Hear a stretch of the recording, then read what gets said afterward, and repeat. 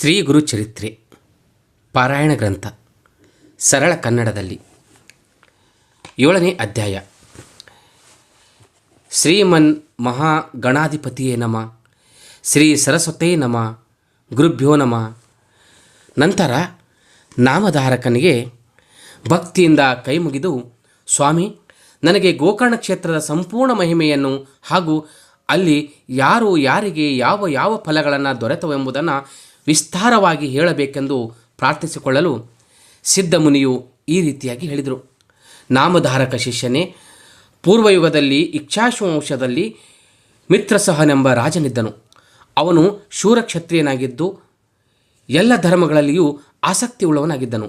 ಅಲ್ಲದೆ ನಿತ್ಯೋದ್ಯೋಗಿಯೂ ಜ್ಞಾನವಂತನೂ ದಯಾಳುವೂ ಆಗಿದ್ದನು. ಒಂದು ದಿವಸ ಆ ರಾಜನು ಮನೋರಂಜನೆಗಾಗಿ ಬೇಟೆಯಾಡಲು ಅರಣ್ಯಕ್ಕೆ ಹೋದನು.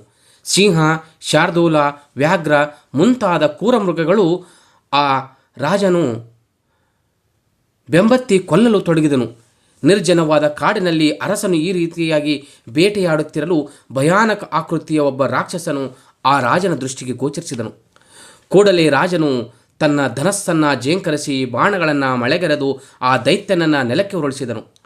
ಮರಣೋನ್ಮುಖನಾದಂಥ ಶೋಕಿಸುತ್ತಿರುವ ತನ್ನ ಸಹೋದರನಾದ ಇನ್ನೊಬ್ಬ ದೈತ್ಯನನ್ನು ಕರೆದು, ನೀನು ನನ್ನ ತಮ್ಮನಾದದ್ದೇ ನಿಜವಾಗಿದ್ದರೆ ತೀವ್ರ ಈ ರಾಜನ ಮೇಲೆ ನನ್ನ ವಧೆಯ ಸೇಡು ತೀರಿಸುವಂತ ಹೇಳಿ ಪ್ರಾಣ ಬಿಟ್ಟನು. ರಾಕ್ಷಸರು ಮಾಯಾವಿಗಳು. ಬೇಕಾದಾಗ ಬೇಕಾದಂಥ ಕಪಟ ವೇಷವನ್ನು ಧಾರಣ ಮಾಡಲು ಅವರಿಗೆ ಸಾಧ್ಯವಿದೆ. ಕೂಡಲೇ ಅವರು ತಮ್ಮನಾದಂಥ ದೈತ್ಯನು ಅಣ್ಣನ ಆತ್ಮತೃಪ್ತಿಗಾಗಿ ರಾಜನ ಸರ್ವನಾಶ ಮಾಡುವುದೇ ಯೋಗ್ಯವೆಂದು ವಿಚಾರಿಸಿ ತಕ್ಷಣವೇ ಒಬ್ಬ ವಿಧೇಯಕ ಸೇವಕನಂತೆ ಮನುಷ್ಯನ ದೇಹ ಧರಿಸಿ ಆ ರಾಜನಿಗೆ ನಮ್ರತೆಯಿಂದ ನಮಸ್ಕರಿಸಿ ತನ್ನ ಸವಿ ಮಾತುಗಳಿಂದ ಆತನ ಮನವೊಲಿಸಿ ಆ ರಾಜನಲ್ಲಿ ಸೇವಕತ್ವವನ್ನು ಪಡೆದುಕೊಂಡನು ಮತ್ತು ಪ್ರಾಮಾಣಿಕತೆಯನ್ನು ವ್ಯಕ್ತಪಡಿಸುತ್ತಾ ಆ ರಾಜನ ವಿಶ್ವಾಸಕ್ಕೆ ಪಾತ್ರನಾದನು. ಹೀಗೆ ಅನೇಕ ದಿನಗಳವರೆಗೆ ಆತನು ರಾಜನೊಡನೆ ಅಡವಿಯಲ್ಲಿಯೇ ವಾಸವಾಗಿದ್ದನು. ರಾಜನು ಪರಪೀಡಕ ಜೀವಿಗಳಾದಂಥ ಹುಲಿ, ಸಿಂಹ ಮೊದಲಾದ ವನ್ಯಜೀವಿಗಳನ್ನು ಸಾಕಷ್ಟು ದಿನಗಳವರೆಗೆ ಬೇಟೆಯಾಡಿ ನಂತರ ತನ್ನ ರಾಜಧಾನಿಗೆ ಮರಳಿದನು. ಸೇವಕನು ರಾಜನೊಂದಿಗೆ ಪಟ್ಟಣಕ್ಕೆ ಬಂದು ಸೇರಿಕೊಂಡನು. ಹೀಗೆ ಕೆಲ ಕಾಲ ಕಳೆಯುತ್ತಿರಲು ಒಂದು ದಿನ ಆ ರಾಜನ ತಂದೆಯ ಶ್ರಾದ್ದವೂ ಬಂದಿತ್ತು. ರಾಜನು ಶ್ರಾದ್ದಕಾರ ಮಾಡಿಸುವುದಕ್ಕಾಗಿ ವಶಿಷ್ಠರೇ ಮುಂತಾದ ಋಷಿಶ್ರೇಷ್ಠರನ್ನು ಆಮಂತ್ರಿಸಿದನು. ವಾಡಿಕೆಯಂತೆ ಅಡುಗೆಯ ಸಿದ್ಧತೆ ಎಲ್ಲವೂ ಸಾಂಗವಾಗಿ ನಡೆದಿತ್ತು. ಅಡುಗೆಯವನಿಗೆ ಬೇಕಾದ ಸಾಮಗ್ರಿಗಳೆಲ್ಲವನ್ನೂ ಒದಗಿಸಿಕೊಡಲು ರಾಜನು ತನ್ನ ವಿಶ್ವಾಸಕ್ಕೆ ಈ ಮೊದಲೇ ಪಾತ್ರನಾಗಿದ್ದ ಅದೇ ಸೇವಕ, ರಾಕ್ಷಸನಾಗಿದ್ದಂಥ ಸೇವಕನನ್ನೇ ನೇಮಿಸಿದನು.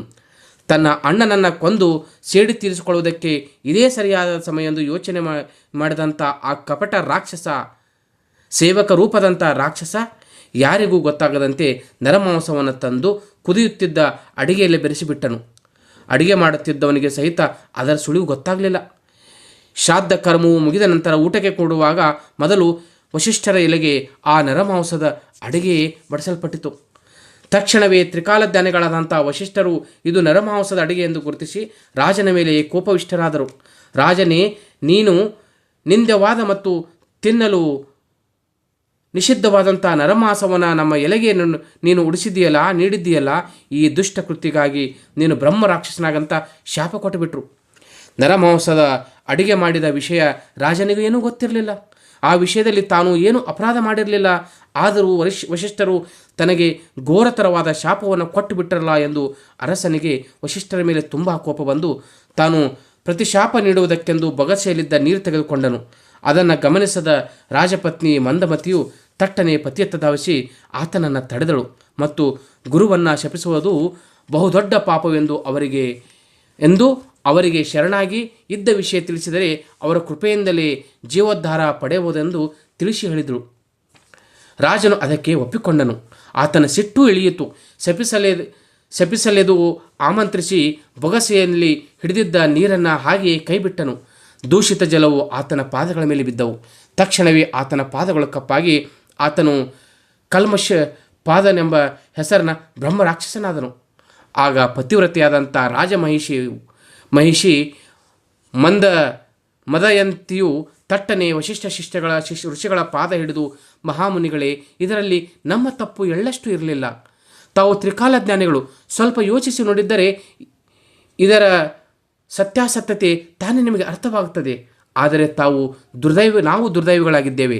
ಅಜ್ಞರಾದ ನಮ್ಮನ್ನು ಉದ್ಧಾರಗೊಳಿಸಿ ನೀವೇ ಮುನಿದರೆ ಮಕ್ಕಳಂತಿರುವ ನಾವು ಇನ್ನಾರ ಮೊರೆ ಹೋಗೋಣ ಗುರುದೇವ ಅಂತ ಪ್ರಶ್ನೆ ಮಾಡಿದರು. ಅವಳ ವಿನಯಪೂರ್ವಕ ಮಾತುಗಳಿಂದ ವಶಿಷ್ಠರ ಕೋಪ ಸ್ವಲ್ಪ ಶಾಂತವಾಯಿತು. ಆಗ ಅವರ ಜ್ಞಾನ ದೃಷ್ಟಿಯಿಂದ ನೋಡಿದಾಗ ಇದರಲ್ಲಿ ರಾಜನದೇನೂ ತಪ್ಪಿಲ್ಲ ಅಂತ ಖಚಿತವಾಯಿತು. ಅಷ್ಟರಲ್ಲಿಯೇ ಶಾಪ ಕೊಟ್ಟು ಮುಗಿದು ಹೋಗಿತ್ತು. ಆದ ಕಾರಣ ವಶಿಷ್ಠರು ಮಹರ್ಷಿಗಳು ಆ ಸಾಧ್ಯಗೆ, ತಾಯಿ ಚಿಂತಿಸಬೇಡ, ಕೇವಲ 12 ವರ್ಷಗಳ ಅವಧಿಯವರೆಗೆ ಮಾತ್ರ ನಿನ್ನ ಗಂಡನು ರಾಕ್ಷಸನಾಗಿ ಉಳಿಯುತ್ತಾನೆ, ಮತ್ತೆ ಪುನಃ ರಾಜನಾಗಿ ಮರಳಿ ಬರುತ್ತಾನೆ ಅಂತ ಅವರು ಉಶಾಪ ನೀಡಿದರು. ಮುನಿಶಾಪದಿಂದ ರಾಕ್ಷಸನಾದಂಥ ಆ ರಾಜನು ವನಾಂತರಕ್ಕೆ ತೆರಳಿ ಅಲ್ಲಿ ತನ್ನ ಮನಬಂದಂತೆ ಚಲಿಸಹತ್ತಿದನು. ಪಶು ಪಕ್ಷಿ ಕುಚಿತಾಗಿ ಸಿಗುವಂಥ ಮನುಷ್ಯ ಪ್ರಾಣಿಗಳ ಸಹಿತ ಮುರಿದು ತಿನ್ನುತ್ತಾ ಕಳೆಯತೊಡಗಿದನು. ಇದೇ ರೀತಿಯಾಗಿ ಕೆಲ ಕಾಲ ಕಳೆಯುತ್ತಿರಲು ಒಂದು ದಿನ ಅರಣ್ಯದಲ್ಲಿ ದಾರಿ ಹಿಡಿದು ಹೋಗುತ್ತಿದ್ದ ಬ್ರಾಹ್ಮಣ ದಂಪತಿಗಳಿಬ್ಬರು ಆತನ ಕಣ್ಣಿಗೆ ಬಿದ್ದರು. ಕೂಡಲೇ ಆ ರಾಕ್ಷಸನು ಜಿಂಕೆಯನ್ನು ಕಂಡ ಹುಲಿಯಂತೆ ತಣ್ಣನೆ ಹಾರಿ ಆ ಬ್ರಾಹ್ಮಣನನ್ನು ಕೊಂದು ತಿನ್ನುವುದಕ್ಕಾಗಿ ಎಳೆದೊಯ್ಯತೊಡಗಿದನು. ಕೂಡಲೇ ಸಾಧ್ವಿಯಾದಂಥ ಆ ಬ್ರಾಹ್ಮಣ ಪತ್ನಿಯು ರಾಕ್ಷಸ ಪಾದಗಳನ್ನು ಹಿಡಿದು, ಮಹಾರಾಯ, ನನ್ನ ಮುತ್ತೈದೆತನವನ್ನು ಕಾಯುವುದಕ್ಕಾಗಿ ನನ್ನ ಪತಿಗೆ ಜೀವದಾನ ಕೊಡುವಂಥ ಕರಗುವಂತೆ ಶೋಕಿಸುತ್ತಾ ದೈನ್ಯದಿಂದ ಕೇಳಿಕೊಂಡಳು. ಆದರೆ ಆ ರಾಕ್ಷಸನು ಅವಳ ಮಾತಿಗೆ ಕಡೆಗೆ ಲಕ್ಷ್ಯವಿಯದೆ ಬ್ರಾಹ್ಮಣನನ್ನು ಕೊಂದು ತಿನ್ನತೊಡಗಿದನು. ಆ ಸತಿಯ ತಾಪ ಕೋಪಗಳು ಶಾಪವಾಗಿ ಪರಿವರ್ತನೆಗೊಂಡವು. ಕ್ರೂರ ರಾಕ್ಷಸ, ನೀನು ಸೂರವಂಶದ ರಾಜನಾಗಿದ್ದು ಮುನಿಶಾಪದಿಂದ ರಾಕ್ಷಸ ಜನ್ಮ ಪಡೆದಿರುವಿ. ಶಾಪಾವಧಿಯ 12 ವರ್ಷಗಳು ಪೂರ್ತಿಯಾದೊಡನೆ ನಿನಗೆ ಮತ್ತೆ ನೆರದೇಹ ಪ್ರಾಪ್ತಿಯಾಗಬಹುದು. ಆದರೆ ಅನಂತರ ನೀನು ಎಂದು ನಿನ್ನ ಸತಿಯೊಡನೆ ರಮಿಸುವೋ ಅಂದೇ ನಿನಗೆ ಮರಣ ಉಂಟಾಗಲಿ ಅಂತ ಶಾಪ ಕೊಟ್ಟಳು. ಮತ್ತು ರಾಕ್ಷಸನು ತಿಂದುಬಿಟ್ಟ ತನ್ನ ಗಂಡನ ದೇಹದ ಅವಶೇಷಗಳನ್ನೆಲ್ಲ ಒಂದುಗೂಡಿಸಿಕೊಂಡು ಅಡವಿಯಲ್ಲಿಯೇ ಅಗ್ನಿ ಸಂಸ್ಕಾರ ಮಾಡಿ ಅದೇ ಅಗ್ನಿಯಲ್ಲಿ ತಾನು ಸತಿಯಾಗಿ ಸಹಗಮನ ಮಾಡಿದಳು. ಮುಂದಿನ ಕೆಲ ದಿನಗಳು ಉರುಳಿದ ಮೇಲೆ ರಾಜನು ಶಾಪದ ಅವಧಿ ಮುಗಿದುಬಿಡ್ತು. ಆತನ ರಾಕ್ಷಸ ರೂಪವೊಡಗಿ ಪುನಃ ರಾಜನಾಗಿ ಮಾರ್ಪಟ್ಟು ತನ್ನ ರಾಜಧಾನಿಗೆ ಬಂದನು. ರಾಜನು ಆಗಮಿಸಿದನ್ನು ಕಂಡು ಆತನ ಸತಿ ಮಂದಮತಿಗೆ ಅತೀವ ಆನಂದವಾಯಿತು. ಅವಳು ಆತುರತೆಯಿಂದ ಪತಿ ಹತ್ತಿರ ಬಂದಳು. ರಾಜನು ಅವಳಿಗೆ ತನ್ನಿಂದಾದ ಬ್ರಾಹ್ಮಣ ಹತ್ಯೆ ವಿಷಯವು ತಿಳಿಸಿದ್ದಲ್ಲದೆ ತಾನು ರಾಣಿಯೊಂದಿಗೆ ರತಿಸಂಗ ಮಾಡಿದರೆ ಮರಣ ಉಂಟಾಗುವುದೆಂದು ಬ್ರಾಹ್ಮಣ ಸ್ತ್ರೀಯು ಶಾಪ ಕೊಟ್ಟಿದ್ದನ್ನು ವಿವರವಾಗಿ ತಿಳಿಸಿದರು. ಈ ವಿಷಯ ಕೇಳಿ ಮದಯಂತಿಯು ತುಂಬ ದುಃಖಿತಳಾದಳು. ಇನ್ನು ಮೇಲೆ ಜೀವಂತ ಶವದಂತೆ ಬಾಳುವುದಕ್ಕಿಂತ ವಿರಕ್ತಳಾಗಿ ಪ್ರಾಣವನ್ನು ಕಳೆದುಕೊಳ್ಳುವೆ. ನಿಮಗೆ ಸಂತಾನ ಭಾಗ್ಯವೂ ಇಲ್ಲ. 12 ವರ್ಷ ಕಷ್ಟಪಟ್ಟರೂ ದೈವಕ್ಕೆ ನನ್ನ ಮೇಲೆ ಕರುಣೆಯೇ ಬರಲಿಲ್ಲ ಅಂತ ಶೋಕಿಸತೊಡಗಿದಳು. ರಾಣಿಯ ಮಾತುಗಳಿಂದ ರಾಜನಿಗೆ ಅತೀವ ದುಃಖವೆನಿಸಿ ಕಣ್ಣೀರು ಕೋಡಿಯಾಗಿ ಹರಿದು ತೊಡಗಿತು. ಈ ಪಾಪ ಪರಿಹಾರಕ್ಕಾಗಿ ನಾವು ಉಪಾಯವನ್ನು ಕೈಗೊಳ್ಳಲಿ ಎಂದು ಚಿಂತಿಸತೊಡಗಿದರು.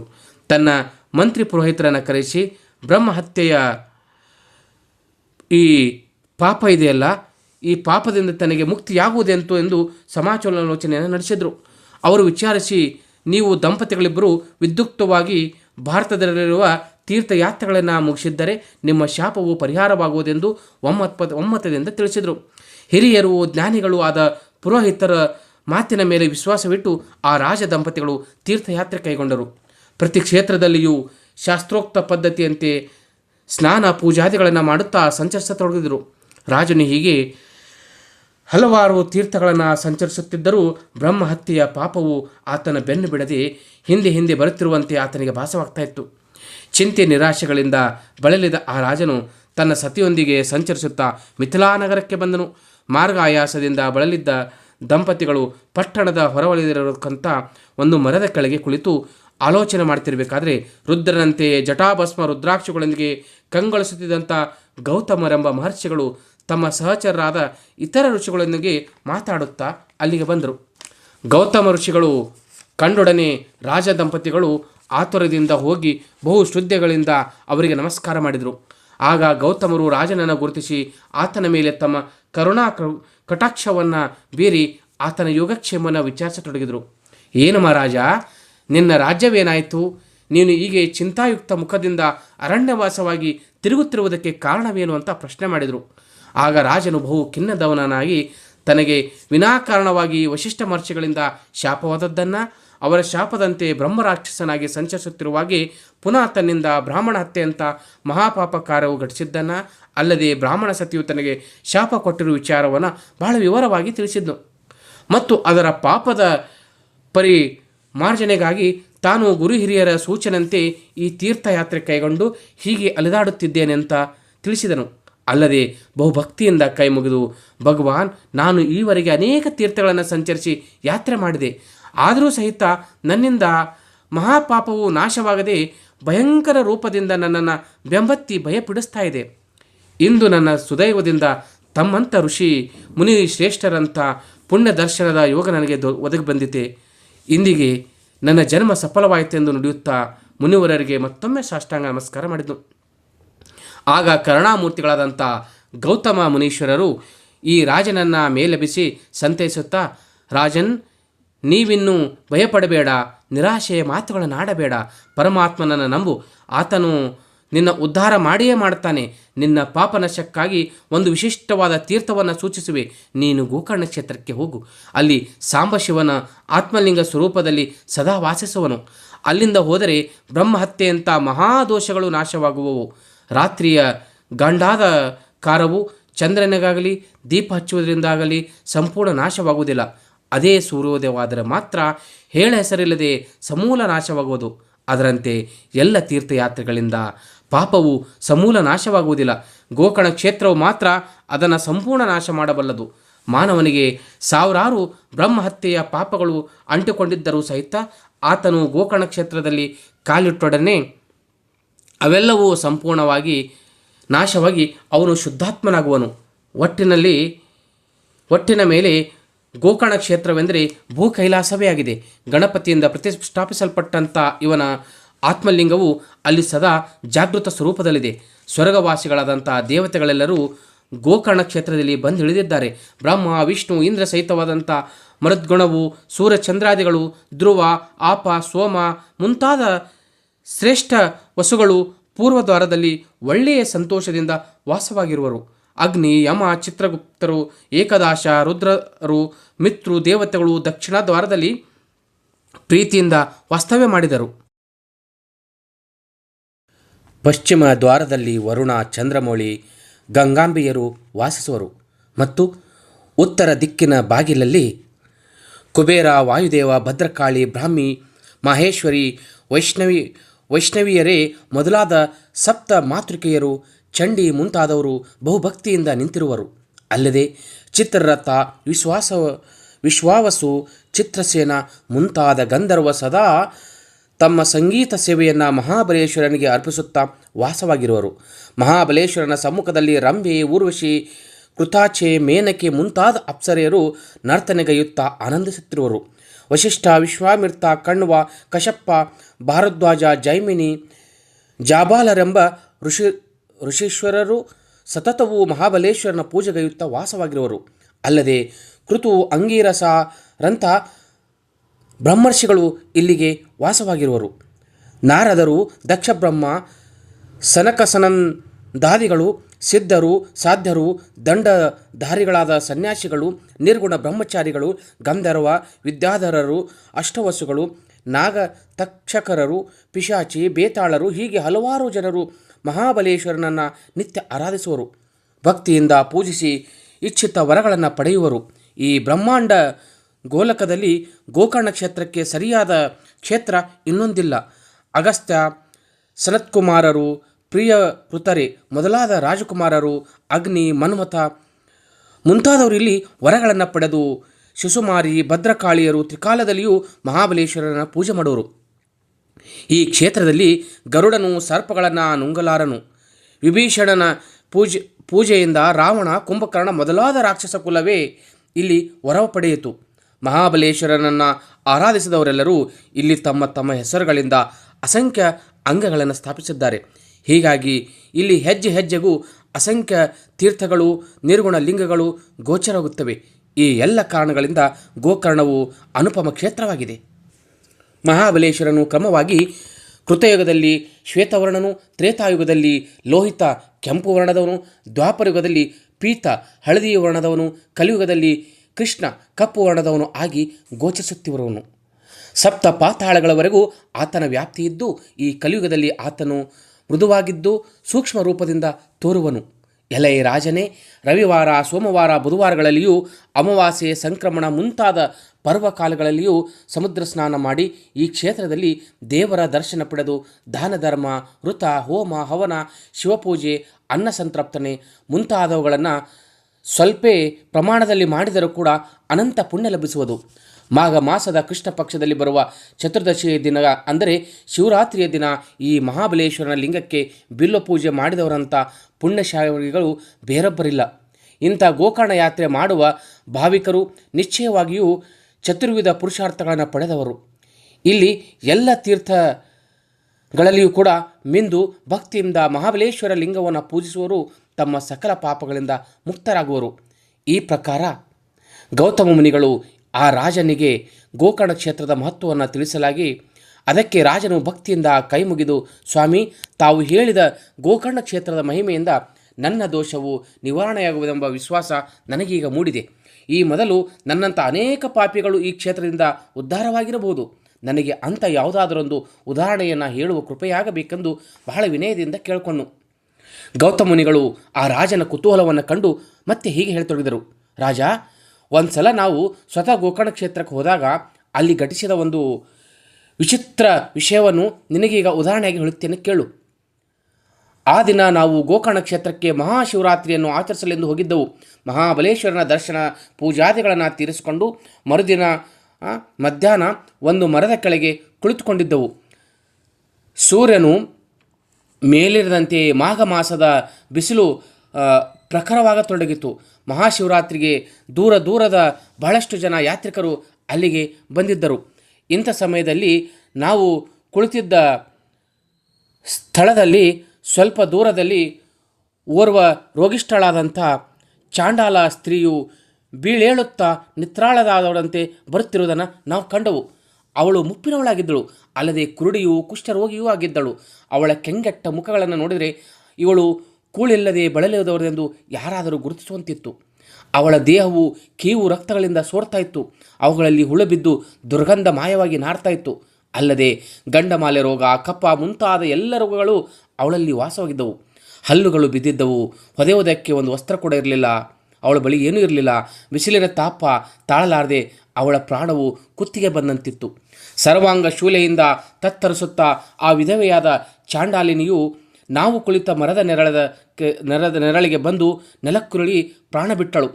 ಎಲೈ ರಾಜನೇ, ಮುಂದೆ ನಡೆದ ಘಟನೆ ತುಂಬ ವಿಸ್ಮಯಕಾರಿಯಾದದ್ದು. ಯಾಕಂದರೆ ಆ ಚಾಂಡಾಲಿನಿಯು ಪ್ರಾಣ ಬಿಟ್ಟ ಕೂಡಲೇ ಒಂದು ದಿವ್ಯವಾದ ಪುಷ್ಪಕ ವಿಮಾನವು ಆಕಾಶದ ಬಂದು ಆ ವಿಧವೆಯ ಶವದ ಹತ್ತಿರವೇ ಇಳಿಯಿತು. ಆ ವಿಮಾನದಲ್ಲಿ 4 ಜನ ತ್ರಿಶೂಲ ಖಂಡ್ವಾಂಗಗಳಿಂದ ಸುಸಜ್ಜಿತರಾದಂಥ ಬಲಶಾಲಿಗಳಾದಂಥ ಶಿವದೂತರಿದ್ದರು.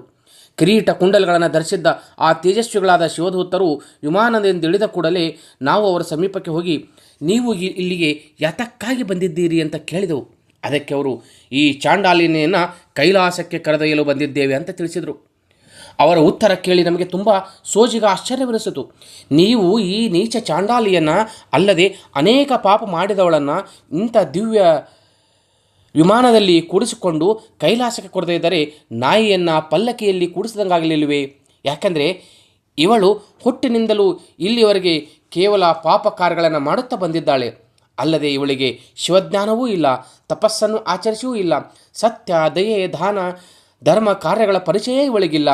ಹಗಲಿರುಳು ಜೀವಹಿಂಸೆ ಮಾಡಿ ಪಶು ಮಾಂಸ ಭಕ್ಷಣ ಮಾಡುವುದು ಇವಳ ಊಟವಾಗಿತ್ತು. ಇವಳು ಎಂದೂ ಶಿವಮಂತ್ರ ಜಪಿಸಿದವಳಲ್ಲ, ಉಪವಾಸವನ್ನು ಮಾಡಿದವಳಲ್ಲ, ತೀರ್ಥಯಾತ್ರೆ ಮಾಡಿದವಳೂ ಅಲ್ಲ. ಅದಕ್ಕಾಗಿ ಇವಳ ಮೈಗೆ ತುಂಬ ಕುಷ್ಠರೋಗ ವ್ಯಾಪಿಸಿ ಕೀವು ರಕ್ತಗಳಿಂದ ಹೊಲಸು ನಾಡ್ತಾ ಇದೆ. ಇಂತಹ ಪಾಪಿಷ್ಟಳಾದ ದುರಾಚಾರಿಯಾದ ಚಾಂಡಾಲಿನಿಯನ್ನು ಸದಾ ಪರಪೀಡಕಳಾಗಿ ಬಾಳಿದವಳನ್ನು ದಿವ್ಯವಾದ ವಿಮಾನದಲ್ಲಿ ಕುಳ್ಳಿರಿಸಿಕೊಂಡು ಶಿವಲೋಕಕ್ಕೆ ಒಯ್ಯಲು ಕಾರಣವೇನು? ನಾವು ಪ್ರಶ್ನೆ ಮಾಡಲು ಅದಕ್ಕೆ ಶಿವತೀರ್ಥರು ನಮಗೆ ಗೌತಮ ಋಷಿಗಳಿಗೆ ಈ ರೀತಿಯಾಗಿ ಆ ಚಾಂಡಾಲಿನಿಯ ಪೂರ್ವಜನ್ಮದ ಚರಿತ್ರೆಯನ್ನು ಹೇಳತೊಡಗಿದರು. ಪೂಜ್ಯರಾದ ಗೌತಮ ಮಹರ್ಷಿಗಳೇ, ಈ ಸ್ತ್ರೀಯು ಪೂರ್ವಜನ್ಮದಲ್ಲಿ ಬ್ರಾಹ್ಮಣ ಕುಲದಲ್ಲಿ ಕನ್ನಿಕೆಯಾಗಿ ಜನಿಸಿದ್ಳು. ಇವಳಿಗೆ ಆಗ ಸೌದಾಮಿನಿ ಎಂದು ಹೆಸರು ಇಡಲಾಗಿತ್ತು. ರೂಪದಿಂದ ಇವಳು ಅತ್ಯಂತ ಸುಂದರಿಯಾಗಿದ್ದಳು. ಆದರೂ ಇವಳಿಗೆ ತಕ್ಕಂಥ ವರನು ಸಕಾಲಕ್ಕೆ ಯಾರೂ ದೊರೆಯಲಿಲ್ಲ.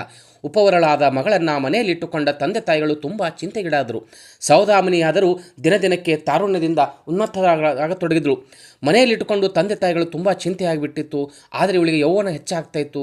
ಆಗ ಪಾಲಕರು ಉಪಾಯ ಕಾಣದೆ ಇವಳನ್ನು ಓರ್ವ ಸಾಮಾನ್ಯ ವೈದಿಕ ಬ್ರಾಹ್ಮಣಿಗೆ ಗ್ರಹ್ಯ ಸೂತ್ರದಲ್ಲಿ ಹೇಳಿದ ವಿಧಿಯಂತೆ ಕನ್ಯಾದಾನ ಮಾಡಿಬಿಟ್ರು. ನಂತರ ಸೌದಾಮಿನಿಯು ಕೇವಲ ಕೆಲ ಕಾಲದವರೆಗೆ ಗಂಡನ ಮನೆಯಲ್ಲಿ ಗೃಹಿಣಿಯಂತೆ ವರ್ತಿಸಿದಳು. ಮುಂದೆ ದುರ್ದೈವದಿಂದ ಇವಳ ಪತಿಯು ವ್ಯಾಧಿಗೀಡಾಗಿ ಸತ್ತು ಹೋದನು. ಆತನ ಮರಣದಿಂದ ದುಃಖಿತಳಾದಂಥ ಮಗಳನ್ನು ತಂದೆ ತಾಯಿಗಳು ಕರೆತಂದು ತಮ್ಮ ಮನೆಯಲ್ಲಿ ಇಟ್ಟುಕೊಂಡ್ರು. ಆದರೆ ಸೌದಾಮಿನಿಯು ಆಗ ತುಂಬು ತಾರುಣ್ಯದ ಸೌಂದರ್ಯವತಿಯಾಗಿದ್ದಳು. ಯೌವನದ ಮದವು ಹೆಚ್ಚಾದಾಗ ಇವಳು ಪರಪುರುಷರನ್ನು ಕಂಡು ಚಂಚಲ ಚಿತ್ತಾಗತೊಡಗಿದಳು. ಅದರ ಪರಿಣಾಮವಾಗಿ ಕೊನೆಗೊಮ್ಮೆ ಇವಳು ಗುಪ್ತ ರೀತಿಯಿಂದ ಜಾರಿ ಕರ್ಮ ಮಾಡಿದಳು.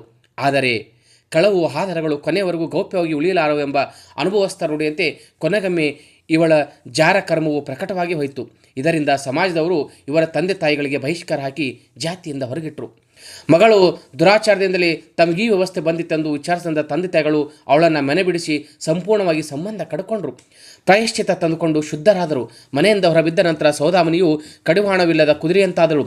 ತವರ ಮನೆಯಲ್ಲಿದ್ದಾಗ ಜಾರ ಕರ್ಮ ಮಾಡುವುದಕ್ಕೆ ಇದ್ದ ಆತಂಕಗಳೆಲ್ಲ ತಮ್ಮಿಂದ ತಾವೇ ದೂರವಂತಾದವು.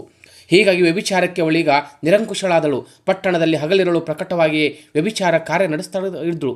ಹೀಗಿರುತ್ತಲೂ ಒಂದು ದಿನ ನೀಚ ಸ್ತ್ರೀಯು ಅತಿಯಾಗಿ ಮದ್ಯಪಾನ ಮಾಡಿ ನಿಸೆಯೇರಿದ್ದರಿಂದ ಅವಳಿಗೆ ಮಾಂಸ ಊಟ ಮಾಡಬೇಕೆಂದು ಹಂಬಲ ಉಂಟಾಯಿತು. ಮದ್ಯದ ಅಮಲಿನಲ್ಲಿದ್ದ ದುರಾಚಾರಣೆಯ ಕುದುರೆ ಎಂಬ ಭಾವನೆಯಿಂದ ಮನೆಯಲ್ಲಿರುವ ಆಕಳ ಕರುವನ್ನೇ ಕೊಯ್ದು ಅದರ ಮಾಂಸದಿಂದ ಹದವಾಗಿ ಅಡಿಗೆ ಸಿದ್ಧಪಡಿಸಿದಳು. ಮರುದಿನ ಊಟಕ್ಕೆಂದು ಆ ಕರುವಿನ ತಲೆಯನ್ನು ಒಂದು ನೆಲವಿನ ಮೇಲಿಟ್ಟಳು. ನಂತರ ಊಟ ಮಾಡಿ ನಿಶ್ಚಿಂತೆಯಿಂದ ಮಲಗಿಬಿಟ್ಟಳು. ಸೌದಾಮಿನಿಗೆ ಎಚ್ಚರವಾದಾಗ ಸಂಜೆಯಾಗಿತ್ತು. ಅವಳಿಗೆ ಈಗ ಸಂಪೂರ್ಣ ಪ್ರಜ್ಞೆ ಬಂದಿತ್ತು. ಆಕಳನ್ನು ಹಿಡಿದುಕೊಳ್ಳುವುದಕ್ಕೆಂದು ಕೊಟ್ಟಿಗೆಗೆ ಹೋಗಿ ಆಕಳು ಕುರುವಾಗಿ ಅತ್ತಿತ್ತ ಹುಡುಕಾಡಿದಳು. ಕರುವಿನ ಸ್ಥಳದಲ್ಲಿ ಕುರಿಯು ನಿಂತಿರುವುದನ್ನು ಕಂಡು ಗಾಬರಿಯಾದಳು. ತನ್ನಿಂದ ನಿಸೆಯಲ್ಲಿರುವಾಗ ಗೋಹತ್ಯೆ ನಡೆದು ಹೋಯಿತೆಂದು ಅವಳು ಸಂಕಟವಾಗತೊಡಗಿತು. ಆಗ ಆಕೆ ಬಹಳ ದುಃಖದಿಂದ ನೆಲುವಿನ ಮೇಲಿರುವ ರುಂಡವನ್ನು ತೆಗೆದು ನೋಡಿಬಿಟ್ಳು. ಅಲ್ಲಿ ಆ ಕರುವಿನ ರುಂಡವೇ ಅವಳಿಗೆ ಕಾಣಿಸ್ತು. ನಿಸೆಯಿಂದ ತನ್ನಿಂದಾದ ತಪ್ಪಿಗಾಗಿ ಶಿವ ಅಂತ ಪಶ್ಚಾತ್ತಾಪಪಟ್ಟು ಆ ಸಂಗತಿಯನ್ನು ತನ್ನ ಪ್ರಿಯಕನಾದಂಥ ಗೊತ್ತಾಗಬಾರದೆಂದು ಯೋಚಿಸಿ ಆ ಕರುವಿನ ರುಂಡವನ್ನು ಎಲ್ಲವೂ ಚರ್ಮಗಳನ್ನು ತಗೊಂಡು ನೆಲದಲ್ಲಿ ಹುದುಗಿಬಿಟ್ಟಳು. ಮತ್ತು ನೆರೆಹೊರೆಯವರಿಗೆ ಜನರು ತಮ್ಮ ಆಕಳ ಕರುವನ್ನು ಹುಲಿಯು ಹಿಡಿದುಕೊಂಡು ಹೋಯಿತು ಅಂತ ಸುಳ್ಳು ಸುದ್ದಿ ಹಬ್ಬಿಸಿದ್ರು. ಇತ್ತ ಪತಿಯು ಮನೆಗೆ ಬಂದ ಕೂಡಲೇ ಇದೇ ಸುದ್ದಿಯನ್ನು ಕೇಳಿ ಕರುವಿಗಾಗಿ ಕೃತಕ ಕಣ್ಣೀರು ಹರಿಸಿ ರಂಬಾಟ ಮಾಡಿ ಅತ್ತಳು. ಎಷ್ಟೋ ದಿನ ಸಂಸಾರ ಸಾಗಿಸಿ ಮುಂದೊಂದು ದಿನ ಮರಣ ಹೊಂದಿದಳು. ಮುಂದೆ ಯಮದೂತರು ಬಂದು ಅವಳನ್ನು ಯಮಲೋಕಕ್ಕೆ ಎಳೆದೊಯ್ದು ತಮ್ಮ ಯಜಮಾನನ ಆಜ್ಞೆಯಂತೆ ಘೋರವಾದ ನರಕ ಕೂಪದಲ್ಲಿ ಎಸೆದು ಬಿಟ್ಟರು. ಅಲ್ಲಿ ಅವಳಿಗೆ ವರ್ಣನಾತೀತವಾದಂಥ ಯಾತನೆಗಳು ಉಂಟಾದವು. ಹೀಗೆ ಅನೇಕ ವರ್ಷಗಳು ಗತಿಸಿದ ಮೇಲೆ ಅವಳ ನರಕ ಯಾತನೆ ಅವಧಿ ಮುಗಿದರಿಂದ ತನ್ನ ಕರ್ಮಾನುಸಾರವಾಗಿ ಅವಳು ಚಾಂಡಾಲ ಜಾತಿಯಲ್ಲಿ ಹುಟ್ಟಿ ಕುರುಡಿಯಾಗಿ ಜನ್ಮ ತಾಳಿದಳು. ಆ ಕನ್ಯೆಯು ಮೈ ಬಣ್ಣ ಕಾಡಿಗೆಂತೆ ಕಪ್ಪಾಗಿತ್ತು. ಮುಖವು ವಿದ್ರೂಪವಾಗಿತ್ತು. ಆದರೂ ಹೆತ್ತ ತಪ್ಪಿಗಾಗಿ ತಂದೆ ತಾಯಿಗಳು ಇವಳನ್ನು ಹೇಗೂ ತಿರುಕೆಯ ಕೂಳಿನಂತೆ ಸಾಕಿ ಬೆಳೆಸಿದ್ರು. ಅಂತೂ ಇವಳು ಕನ್ನಿಕೆಯಾಗಿ ಬೆಳೆಯುತ್ತಿದ್ದಂತೆ ಅವಳ ಮೈಯನ್ನೆಲ್ಲ ಕುಷ್ಠರೋಗ ಆವರಿಸಿಬಿಟ್ಟಿತು. ಮುಂದೆ ಕೆಲ ದಿನಗಳಲ್ಲಿ ಸೃಷ್ಟಿ ನಿಯಮದಂತೆ ಅವಳ ತಂದೆ ತಾಯಿಗಳು ಇಹಲೋಕದಿಂದ ದೂರ ಆದರು. ಹೀಗಾಗಿ ಈ ಕುರುಡಿಯು ಪೂರಾ ನಿರಾಶ್ರಿತಳಾದಳು. ಮೈ ತುಂಬ ಕುಷ್ಠರೋಗದ ಹಣ್ಣುಗಳು ಹುಳು ಬಿದ್ದ ದುರ್ಗಂಧ ನಾರುತ್ತಿದ್ದ ಕಾರಣ ಬಂಧು ಬಳಗದವರು ಅವಳನ್ನು ಯಾರೂ ಸಮೀಪಕ್ಕೆ ಸೇರಿಸಲಿಲ್ಲ, ದೂರ ಮಾಡಿಬಿಟ್ರು. ಭಿಕ್ಷೆ ಮಾಡಿ ದೊರೆಯುವ ಅನ್ನದಿಂದಲೇ ಅವಳ ಪೋಷಣೆಯಾಗಬೇಕಾಯಿತು. ಅದಕ್ಕಾಗಿ ಕುಷ್ಠರೋಗದಿಂದ ಬಳಲುತ್ತಿದ್ದ ಅವಳು ಕುರುಡಿಯಾಗಿದ್ದರೂ ಸಹಿತ ಕೋಲಾಡಿಸುತ್ತಾ ಮನೆಯ ಬಾಗಿಲೆ ಹೋಗಿ ಅನ್ನ ಯಾಚಿಸ್ತಾ ಇದ್ದರು. ಅವಳಷ್ಟೇ ಹೋರಾಡಿದರೂ ಒಂದು ದಿನವಾದರೂ ಅವಳ ಹೊಟ್ಟೆಗೆ ತುಂಬ ಅನ್ನವಾಗಲಿ ಬಟ್ಟೆಯಾಗಲಿ ದೊರೆಯಲೇ ಇಲ್ಲ. ಯಾಕೆಂದರೆ ಅವಳ ಪೂರ್ವಜನ್ಮದ ಪಾಪಕರ್ಮವು ಅಷ್ಟೊಂದು ಬಲಿಷ್ಠವಾಗಿತ್ತು. ಇದೇ ರೀತಿಯಾಗಿ ತಾಪ ಪಡುತ್ತಲೇ ಇವಳು ಮುದುಕಿಯಾದಳು. ಈಗ ಅವಳಿಗೆ ತಿರುಗಾಡಿ ಭಿಕ್ಷೆ ಬೇಡುವುದು ಅಸಾಧ್ಯವಾಯಿತು. ಬೀದಿಗಳ ಪಕ್ಕದಲ್ಲಿ ಯಾವುದಾದ್ರೊಂದು ಸ್ಥಳದಲ್ಲಿ ಕುಳಿತು ಹೋಗು ಬರುವ ಜನರ ಸುಳಿವನ್ನು ಗುರುತಿಸಿ, ಅಪ್ಪ, ನಾನು ಪಾಪಿ, ಕುರುಡಿ, ರೋಗಿಷ್ಠಳು, ಹಸಿವೆಯಿಂದ ಬಳಲಿ ಸಾಯ್ತಾ ಇದ್ದೇನೆ, ದಯವಿಟ್ಟು ಸ್ವಲ್ಪ ಅನ್ನ ನೀಡಿರಿ, ರೊಟ್ಟಿ ನೀಡಿರಿ ಅಂತ ಪರಿಪರಿಯಿಂದ ಹಲಬುತ್ತಾ ಭಿಕ್ಷೆ ಎಸೆಸ್ತಾ ಇದ್ರು. ಹೀಗೆ ಕೆಲ ದಿನಗಳು ಉರುತ್ತಿರಲು ಮಾಘ ಮಾಸ ಬಂದಿತ್ತು. ಭಕ್ತಿಯುತರಾದಂಥ ಭಾವಿಕ ಜನರು ನಾಡಿನ ವಿವಿಧ ಭಾಗಗಳಿಂದ ತಮ್ಮ ಹೆಂಡತಿ ಮಕ್ಕಳ ಸಮೇತ ಗೋಕರ್ಣ ಯಾತ್ರೆ ಮಾಡೋದಕ್ಕಾಗಿ ಹೊರಡತೊಡಗಿದರು. ನಾಡಿನ ಅನೇಕ ಮೂಲೆಗಳಿಂದ ಗುಂಪು ಗುಂಪಾಗಿ ಹಾಡುತ್ತಾ ಕುಣಿಯುತ್ತಾ ಭಜನೆ ಮಾಡುತ್ತಾ ಸಾಗುತ್ತಿರುವುದನ್ನು ಕುರುಡಿಯಾದ ಇವಳು ಸುಳುವಿನ ಮೇಲಿಂದ ಅರ್ಥ ಮಾಡಿಕೊಂಡಳು. ಆಗ ಜನಜುಂಗುಳಿಯನ್ನು ಇರಿಸಿಕೊಂಡು ಪ್ರಯಾಸಪಟ್ಟು ನಡೆಯುತ್ತಾ ಕೊನೆಗೊಮ್ಮೆ ಗೋಕರ್ಣ ಕ್ಷೇತ್ರಕ್ಕೆ ಬಂದು ತಲುಪಿದಳು. ಅಂದು ಮಹಾಶಿವರಾತ್ರಿ ಆದ್ದರಿಂದ ಜನರಲ್ಲೂ ಮಹಾಬಲೇಶ್ವರನ ಪೂಜೆ ಪುನಸ್ಕಾರಗಳಿಗೆ ಬಹು ಸಂಭ್ರಮದಿಂದ ತಿರುಗಾಡತೊಡಗಿದರು. ಬೀದಿ ಒಂದು ಬದಿಯಲ್ಲಿ ಕುಳಿತು ಭಿಕ್ಷೆ ಕೊಡ್ರಿ ಅಂದರೆ ಅನ್ನ ನೀಡ್ರಿ ತಾಯಿ, ಭಕ್ತಿ ಕೊಡ್ರಿ ತಾಯಿ ಎಂದು ಹಸಿವೆಯಿಂದ ಹಲಬುತ್ತಿರುವ ಈ ಕುರುಡಿಯು ಕಡೆಗೆ ಆ ಜನರ ಲಕ್ಷ್ಯ ಹರಿಲೇ ಇಲ್ಲ. ಹೀಗಾಗಿ ಶಿವರಾತ್ರಿ ದಿವಸಗಳು ಉಪವಾಸದಿಂದ ಕಾಲ ಕಳೆಯಬೇಕಾಯಿತು. ಆದರೂ ಅವಳ ಹಸಿವೆಯ ಸಂಕಟದ ಬಾಧೆ ಪಡುತ್ತಾ ಅನ್ನ ಯಾಚಿಸುತ್ತಲೇ ಇದ್ದಳು. ಹೊತ್ತು ಮುಳುಗಿ ಕತ್ತಲಾಯಿತು. ಆದರೂ ಅವಳು ಅನ್ನ ನೀಡ್ರಿ ತಾಯಿ, ರೊಟ್ಟಿ ಕೊಡ್ರಿ ತಂದೆ ಎಂದು ಕೂಗಿದರೂ ಕೂಡ ಯಾರೂ ಅನ್ನ ನೀಡಲಿಲ್ಲ. ಹಾಗೆ ಅವಳು ನಿರಂತರವಾಗಿ ಸಾಗೇ ಇತ್ತು. ಆ ಸಮಯದಲ್ಲಿ ಮಹಾಬಲೇಶ್ವರನ ಪೂಜೆಗಾಗಿ ಹೊರಟ ಭಕ್ತರೊಬ್ಬ ಅವಳು ಅನ್ನಕ್ಕಾಗಿ ಹಲಬುತ್ತಿರ ಕೇಳಿ, ಏ ಮುದುಕಿ, ಈ ದಿನ ಶಿವರಾತ್ರಿ ಉಪವಾಸ, ಅಂದಮೇಲೆ ನಿನಗೆ ಅನ್ನವನ್ನು ಯಾರು ನೀಡಬೇಕು, ಇದೋ ತೆಗೆದುಕೊಂತ ತನ್ನ ಕೈಯಲ್ಲಿ ಹಿಡಿದಿದ್ದ ಬಿಲ್ಲು ಪತ್ರೆಯ ಗೊಂಚಲವನ್ನು ಅವಳ ಕೈಗೆ ಹಾಕಿ ಹೊರಟು ಹೋದ.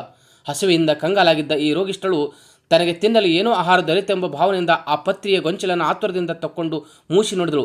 ಇದು ತಿನ್ನುವ ಪದಾರ್ಥವಿಲ್ಲೆಂದು ಖಚಿತವಾದ ಮೇಲೆ ದುಃಖ ಕೋಪಗಳಿಂದ ಆ ಬಿಲ್ವದಳದ ಗೊಂಚಲನ್ನು ದೂರ ಎಸೆದಳು. ಇವಳು ಎಸೆದ ಆ ಬಿಲ್ವ ಗೊಂಚಲವು ಹಿಂದಿನ ಜನ್ಮದಲ್ಲಿ ಇವಳೊಂದು ಸಲ ಶಿವಶಿವ ಎಂದು ನುಡಿದ ಪುಣ್ಯದ ಫಲದಿಂದಾಗಿ ಅಕಸ್ಮಾತ್ ಅಲ್ಲಿಯೇ ಪಕ್ಕದಲ್ಲಿ ನೆಲೆಸಿದ್ದ ಶಿವಲಿಂಗವೊಂದರ ಮೇಲೆ ಹೋಗಿ ಬಿತ್ತು. ಆಗ ಬಲು ಗಾಢವಾದ ಕತ್ತಲೆಯ ರಾತ್ರಿಯಾದ್ದರಿಂದ ಅಕಸ್ಮಾತ್ ಅಲ್ಲಿಯೇ ಪಕ್ಕದಲ್ಲಿ ನೆಲೆಸಿದ ಶಿವಲಿಂಗದ ಮೇಲೆ ಹೋಗಿ ಬಿದ್ದಂಥ ಆ ಪತ್ರಿಯು ಶಿವನಿಗೆ ಅರ್ಪಿತವಾಯಿತು. ಆದುದರಿಂದ ಇವಳಿಗೆ ಅಲಭ್ಯವಾದ ಯಾಮ ಪೂಜೆಯ ಪುಣ್ಯ ಬಂದಿತು. ಇದು ಇವಳಿಗೆ ಯಾರು ಭಿಕ್ಷೆ ನೀಡಿಲ್ಲದಿರುವಾಗ ಕಾರಣ ಅನಿರೀಕ್ಷಿತವಾಗಿ ಇವಳಿಗೆ ಉಪವಾಸ ವ್ರತವು ಆಚರಿಸಲ್ಪಟ್ಟಿತು. ಬಿಲ್ವ, ಮಂಜರಿ, ಗೊಂಚಲನ ಅನಾಯಾಸವಾಗಿ ಇವಳು ಶಿವಲಿಂಗದ ಮಸ್ತಕದ ಮೇಲೆ ತೂರಿದ ಕಾರಣದಿಂದ ಶಿವನು ಇವಳ ಪೂಜೆಯನ್ನು ಸ್ವೀಕರಿಸಿದನು. ಇವಳು ಯಾವ ಪ್ರಯತ್ನವನ್ನು ಮಾಡದಿದ್ದರೂ ಭಕ್ತಿರಹಿತಳಾಗಿದ್ದರೂ ಧರ್ಮ ಕರ್ಮ ಸಂಯೋಗದಿಂದ ಸಂತುಷ್ಟನಾದ ಈಶ್ವರನು ಇವಳನ್ನು ಭವಸಾಗರದಿಂದ ದಾಟಿಸುವುದಕ್ಕೆ ಮನಸ್ಸು ಮಾಡಿದನು.